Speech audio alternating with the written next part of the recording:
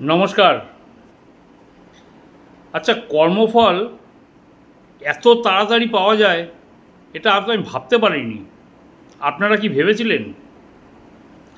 যখন পশ্চিমবাংলায় নির্বাচনী জনসভাগুলো হচ্ছিল, তখন একটা জনসভা ফলতায় হয়েছিল, ফলতা বিধানসভায়। সেখানে গিয়ে অভিষেক ব্যানার্জি বলেছিল যে এই ফলতা বিধানসভায় জাহাঙ্গীর একটা আবদার করেছে ওনার কাছে, যে দাদা তুমি তো সব কিছুই দিয়েছো, আমাকে একটা বৈদ্যুতিক চুল্লি দাও।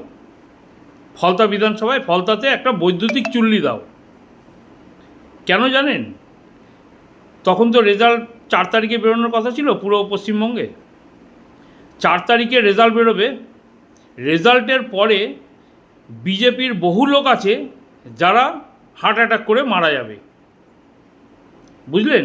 বহু লোক মারা যাবে হার্ট অ্যাটাক করে। এবার তাদেরকে তো দাহ করতে হবে, তাদেরকে দাহ করতে হবে, কথাটাকে বুঝবেন। তার জন্য বৈদ্যুতিক চুল্লি চাই, ঠিক আছে? কেন? তাদেরকে কিন্তু কবর দেওয়া হবে না, তাদেরকে দাহ করা হবে। কেন? ওখানে শুধু হিন্দুরাই মারা যাবে, কথাটা বুঝবেন। তার জন্য একটা বৈদ্যুতিক চুল্লি ওনার কাছে আবদার করেছে। এবার ওখানে তো ভোটটা এখনও হলোই না, 21 তারিখে ভোট হবে, তারপরে রেজাল্ট বেরোবে। কিন্তু এইবার যে পোড়াবে হিন্দুদেরকে, বৈদ্যুতিক চুল্লি তো নেই, এখনও হয়নি। তাহলে এবার কোথায় পুড়বে? আর কে পোড়াবে, কাকে পোড়াবে? আপনারাই ঠিক করুন, ঠিক আছে? ভালো থাকবেন সবাই। জয় শ্রীরাম।